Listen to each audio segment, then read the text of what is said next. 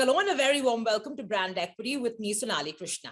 They say one man's loss is another man's gain, and that's exactly what we're slowly starting to witness in the microblogging space. Believe it or not, Koo, India's homegrown microblogging site, recently hit the 50 million download mark, grabbing the top spot on the Android Play Store and Apple App Store. It's also touted as the second largest microblogging site after Twitter. And given all the mayhem that's currently surrounding the Bluebird, will Koo's founders manage to seize the opportunity? Well, they have ambitions worldwide in terms of expansion plans, and add to that, they have reputed investors. So who better than the co-founder of Koo, Aprameya Radhakrishna, to give us a lowdown of what's sizzling at Koo. Welcome to the show, Aprameya. Thanks a lot, Sonali. Happy to be here. It's been a busy time for you with all that's happening in the world. Give me a slice of your life, you and Mayank's, goings on in the last few months. Must have been crazy.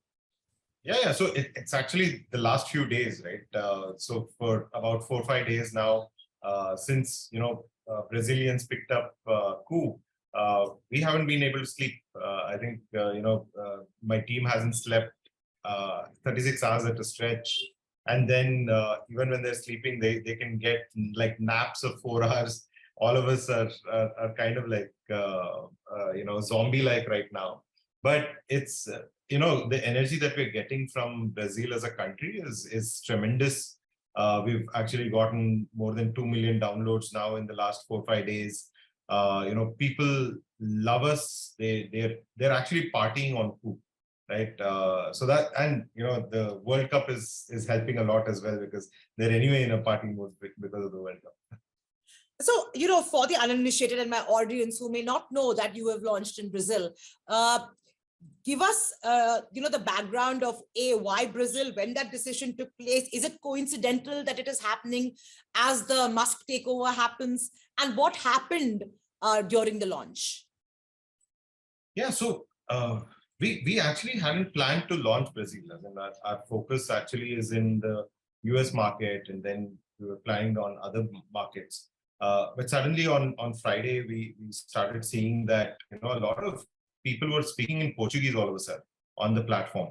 And we saw it trickling in the beginning, and then suddenly there were more and more people who were talking in Portuguese, and we thought it was from Portugal. And then we saw that the location was Brazil, right? That's when we kind of suddenly figured out that people in Brazil had started talking about Koo a lot. How? And so they actually wanted, first of all, they're looking for an alternative, right? And it's kind of like a very funny pun in their language, Portuguese language as well. And so that kind of started getting viral, right? Because it was so funny. And then they started downloading. Explain to my audience, I believe Koo means backside. Yeah, correct.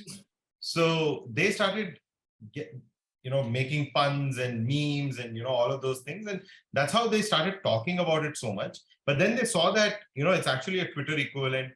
You can actually use the product. It's really good. You can connect, and everybody started flooding the app, right? And they loved the fact that it was kind of like funny. We brought in a light mood. It was very unlike Twitter, where it was very, very serious and very kind of, they were feeling negative on that platform. Here is an app which actually brought out the fun side of them, and they just came onto the platform and are still having a lot of fun on the platform. So I think coincidental. We weren't expecting it, but it's happened, and we want to make sure that we double down and keep building for the Brazilians. So when you say Friday, do you mean like as recent as like 18th of November? Yes. Okay, and then I'm curious. You just found some Portuguese, chats happening, and you just decided to launch in Brazil. No, so initially we didn't think too seriously about it, but when you get 2 million downloads and you're the #1 trending app, you should take that seriously. And this happened, you're saying, organically, without you pushing anything in the market? Absolutely nothing. We just engaged with all the users who are joining in. out of all the verified folks in Brazil right now, about 700, 800 of them have joined Coup already. Right. So that's the kind of buzz that was created there. And people actually have tattoos of the Coup bird on their arm. There are concerts where people are saying, come join Coup, let's all go join Coup.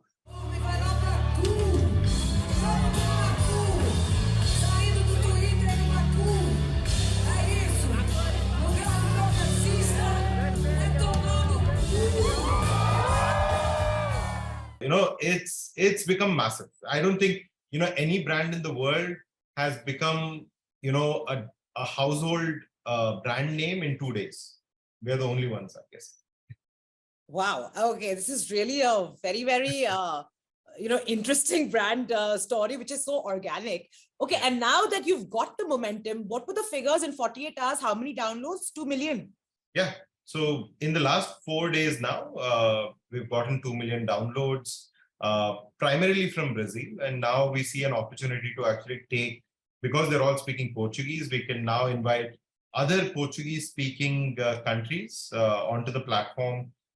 It could be Portugal, it could be, Argentina. So all of these countries and a lot more smaller countries in Africa and Central America. So all of these we can now attract users from and really solidify the Portuguese community that we have on Pune. But tell me, since this has taken you so suddenly, right, the Brazil market, I am assuming that you did not have everything in place to make it a seamless kind of product, like let's say it is in India. What are the kind of challenges you faced when you suddenly saw this kind of traffic coming on? Yeah, I think the biggest one was localizing, right? So can people who are logging in from Brazil find other Brazilians? So the people feed that we have in India. So far we've been focused so much on India that, no matter where you log in from in the world, you will find the Indian community, right? The first few Portuguese who joined actually found the Indian community. So to quickly separate out geographically that this is Brazil and this is for Portuguese language, launching Portuguese as a language so that people can type easily in Portuguese and hashtag trend what's happening in Brazil rather than what's happening in India. So all of those were quick changes that we did over the first 24 to 48 hours, right? And that's why we couldn't sleep, right? So wanting to make sure that people were getting a great experience, on the app so that they retain better. Sure. And what about, moderation issues, like, having moderators to ensure content is, civilized and there is some sterilization. What about that? Because that again would have taken you by chance. Yeah. So as in our machine learning algorithms are not really language specific. The logic is the same. Anything that we get gets converted into English and then we analyze and then we take down. So the model, as soon as you start getting content from Portuguese, you can actually put it into the same model, which churns out phrases and words that are not good to use, right? And of course, the maturity of the language in the system matters, like how much data you have to keep identifying all the right stuff, because contextually it might differ, right? Sure. So all of that we will keep improving, but initially at least we have the models in place to work on any language right now. And of course, apart from machine learning, we also have manual reports that happen. And we have a team which basically will quickly translate whatever has been said. If the coup is reported, they'll quickly translate. If it's a picture, if it's a video, it's they'll see what it is and then remove. Right. So we have a combination of all of this happening. And now we will, actually get a local team in Brazil, a community manager, a communications manager, social media person, and a small operations team for local moderation. So all of this will put in place in the next few weeks. Just before I go into your expansion plans, I want your view as somebody who also runs a very successful microblogging site on what's been happening at Twitter. I mean, it's been complete chaos and complete mayhem, and I guess advantage coup. But how do you see the future of Twitter pan out with so many changes and such knee-jerk reactions and people being laid off, overnight, and just the style of management is so different? How do you see that, pan out?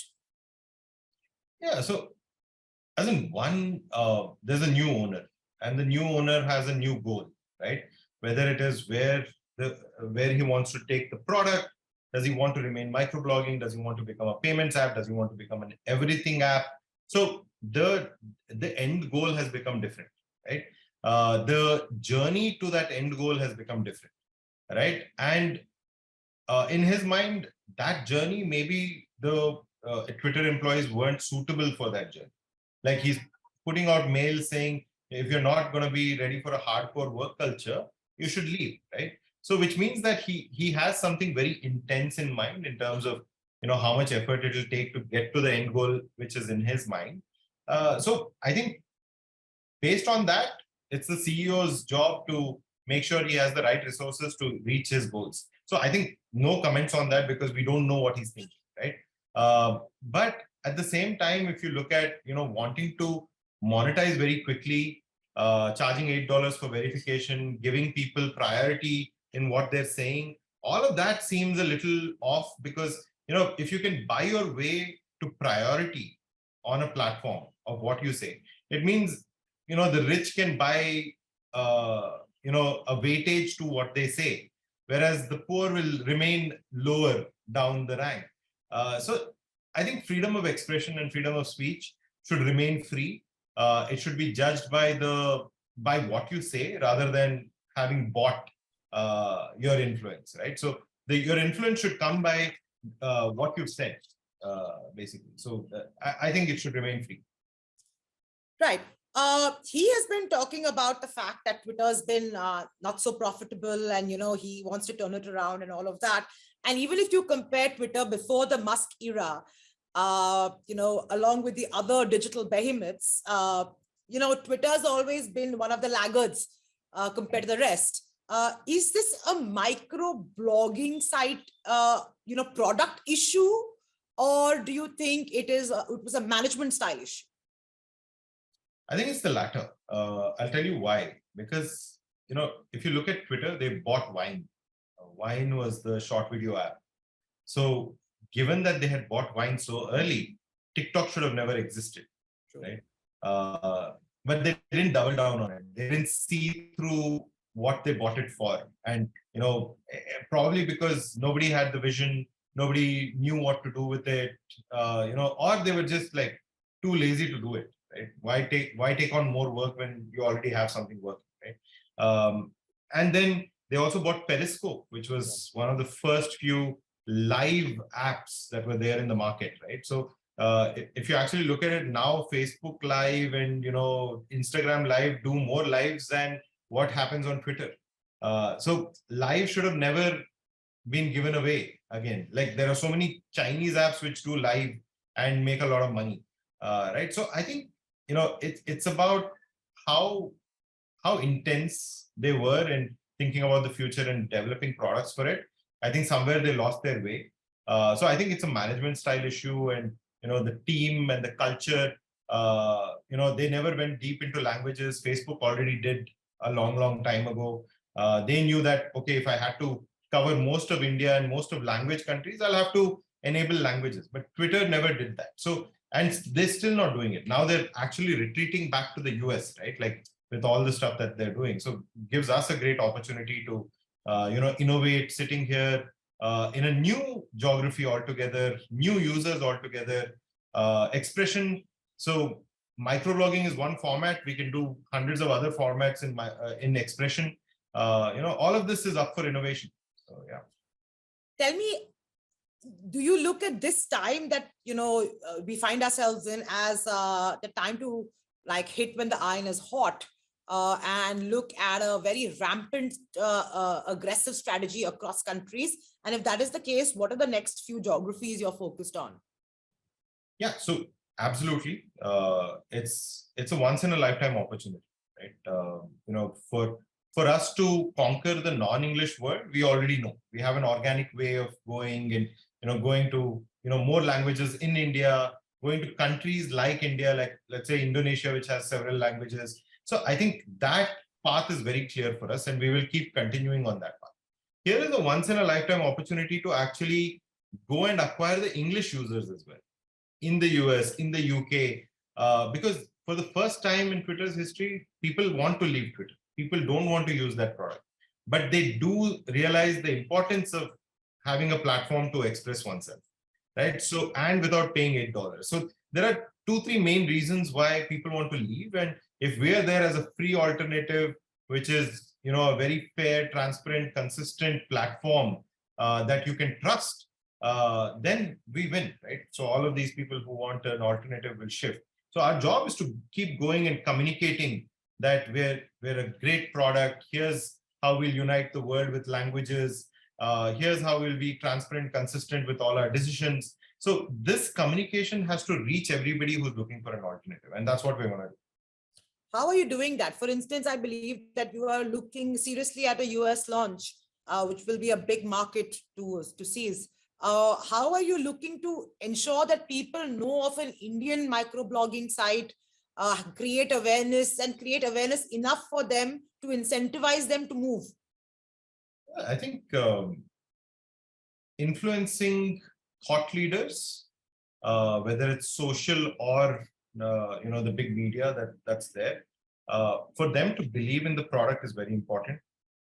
So if somebody is really looking for an alternative, it could be a very big journalist, it could be a very big businessman, it could be an influencer, entertainment influencer there, it could be anybody, right? So going and actually knocking on their doors and introducing our product to them, making sure that they know what the philosophy with which we are building, for them to love what we're doing, so a lot of people might have come from Spain or Africa or anywhere else, and for showing to them that they can actually go back and speak in Spanish while they speak in English, or speak in French while they speak in English, are all new things that we have developed, right? So there's the emotion of wanting an alternative, and then there are additional language features that we will give. Both of this combined, I think, will give us in the hands of the right people to start with, will give us a nice little launch pad to start off with. And then our goal is to keep growing organically, because America is not a easy market to spend and grow, right? So we want to make sure that we win the love, we keep innovating on product, and having started 2.5 years ago in India is actually an advantage. We are the only product in the world which is right now ready today to become the alternative. Anybody else who starts now will take another couple of years to at least get there and spend a lot of money.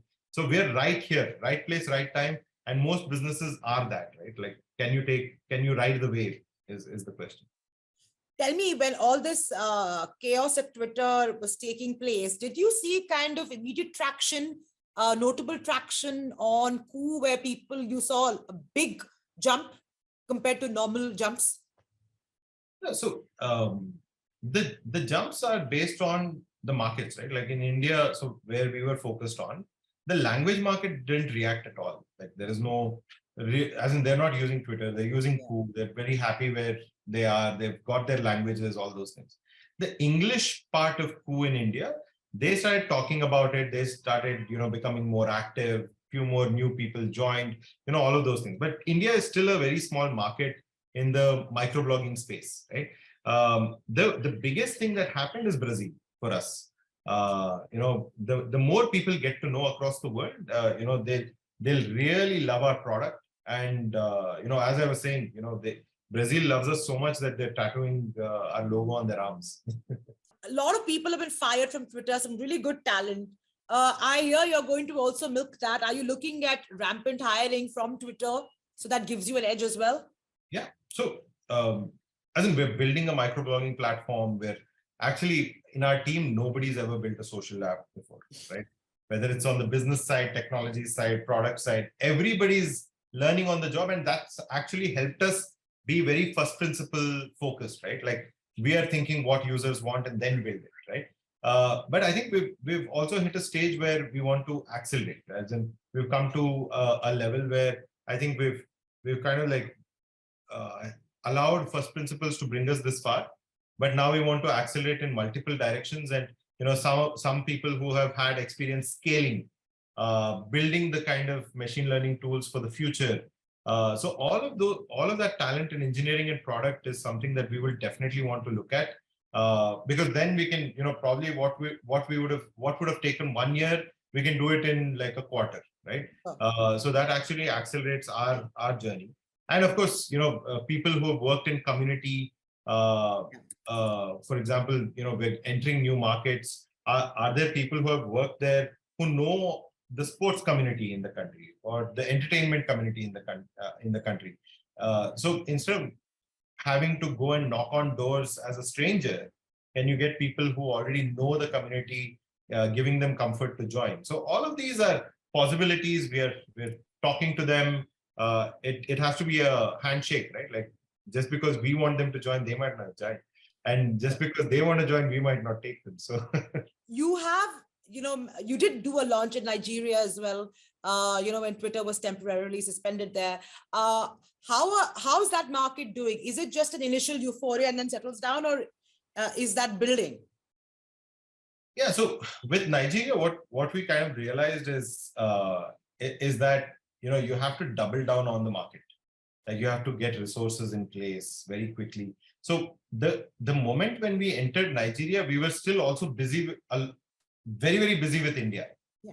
So we couldn't really focus on what happened in Nigeria. Like, it was actually like taking away time and attention while we were still building in India. So I think the timing of that, we couldn't double down on it.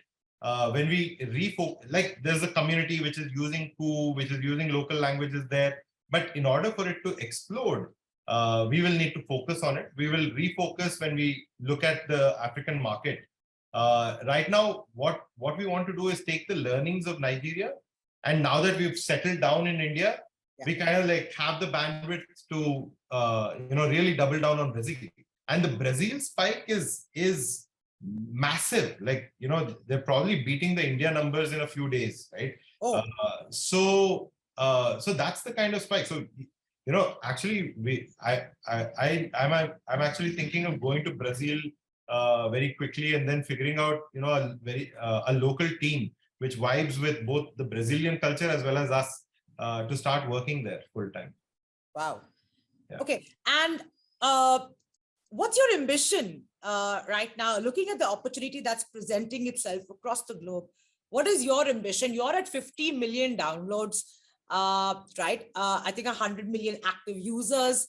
What's your vision? What are you looking to do as you're aggressively taking on the opportunity?